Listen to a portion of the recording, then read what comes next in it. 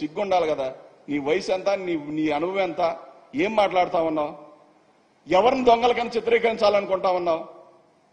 ఇలాంటి వాడంట ఈ రాష్ట్రాన్నంట అభివృద్ధి చేస్తానని చెప్తా ఉన్నాడు చంద్రబాబు నాయుడు. నువ్వు నీ కొడుకు మీకు దమ్ము ధైర్యం ఉంటే, మీలో ఎవడైనా సత్తా కలిగినోడుంటే నువ్వు ఎంపీగా నా మీద చంద్రబాబు నాయుడు గాని వాళ్ళ కొడుకు గాని పోటీ చేయొచ్చు. లేదు పరుచూరులో మా క్యాండిడేట్ పైన నువ్వు కావచ్చు నీ కొడుకు కావచ్చు ఎమ్మెల్యేగా పోటీ చేయండి. నిన్ను ఓడించకపోతే రాజకీయాల నుంచి తప్పుకుంటా. చంద్రబాబు నాయుడు చెప్తా ఉన్నా, నన్ను ఎంపీగా నువ్వు ఓడించు. అక్కడ ఏమి చేశానన్నావు కదా, అర్ధరాత్రి అపరాత్రి రాత్రి 12, 1 గంట 2, 3, 4 అయినా సరే నా ప్రజలకు అందుబాటులో ఉంటూ ప్రతి ఒక్కటి సమస్య వింటూ ఉన్నా.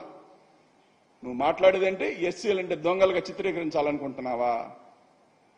ఎస్సీలు బీసీలతో పెట్టుకునే కదా నీకు కర్మ పట్టింది. రేపు 24లో చూడు, 24లో నీ గతేమవుద్దో.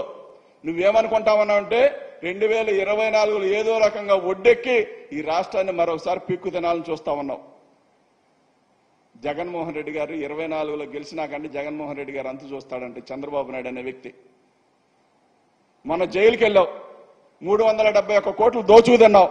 దోచుకు తిని అక్కడ బెయిల్ కోసం ఏం మాట్లాడావు? ఒక మాట చెప్పు చంద్రబాబు నాయుడు, నాకు ఆరోగ్యం బాగాదు, నా ఒంటి నిండా సర్వ రోగాలు ఉన్నాయి, లేని రోగం నాకు లేదు, చివరికి మొలలు కూడా బయటపడ్డాయి అని చెప్పి నువ్వు బెయిల్ తెచ్చుకున్నావు చంద్రబాబు నాయుడు. ఆయన అంటే వీరుడు బయటకు వచ్చి బాబు భవిష్యత్తు అంట ఆయన షూరిటీ అని చెప్తా ఉన్నాడు. 10 మంది షూరిటీ ఉండి 100 మంది లాయర్లు పరిగెత్తే నీకు బెయిల్ వచ్చింది. రాజమండ్రి సెంట్రల్ నుంచి బయటకు వచ్చావు. నువ్వు నీదొక బతుకు, నీ రాజకీయ జీవితంలో నీ చరిత్రలో నీతిగా ఈ పని చేశాను, నీతివంతమైన పాలన చేశాను, నీతిగా నేను గెలిచాను అని చెప్పే దాఖలాలు ఎక్కడైనా ఉన్నాయా? ఏనాడైనా? పార్టీ ఎవరిది? ఎన్టీఆర్ది. కొట్టుకొచ్చి సీఎం సీట్ ఎవరిది? ఎన్టీఆర్ది. పార్టీ వాళ్ళది, సీఎం సీట్ వాళ్ళది, నీదేముంది ఇందులో? ఇంకా ఏమి తెలియనట్టుగా ఆయన్ని చంపి మళ్ళీ ఆయనకు దండేస్తా ఉంటావు. బాలయోగ్ గారు ఎలా చనిపోయారు? మాధవరెడ్డి గారు ఎలా చనిపోయారు? నీకంటే నరహత్య చేసేవాడు ఎవడన్నా ఉండడా? రాజకీయాల కోసం, నీ కొడుకు భవిష్యత్తు కోసం ఈ రాష్ట్రాన్ని తాకట్టు పెట్టావు చూసావా? అది ఎప్పటికీ ప్రజలు మర్చిపోరు.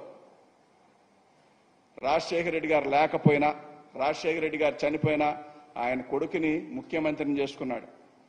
నువ్వు బతికే ఉండవు, నువ్వు ఇంకా పోలా. నువ్వు ఉన్నా పోయినా లేకపోయినా నువ్వు మాత్రం నీ కొడుకుని ఎమ్మెల్యేని చేయలేకపోయావు. ఏదో ఒక రకంగా ఆశ తీర్చుకోవడానికి అడ్డదారులు 3 శాఖల మంత్రిని చేసుకున్నావు. ఇది నీ బతుకు. రాజశేఖర రెడ్డి గారి ఫ్యామిలీని కించపరిచే కెపాసిటీ చంద్రబాబు నాయుడికి లేదు. దయచేసి నేర్చుకోవాల్సిన అవసరం ఎంతైనా ఉంది చంద్రబాబు నాయుడికి. అదేవిధంగా రాజధాని విషయంలో మళ్ళీ చెప్తా ఉన్నా,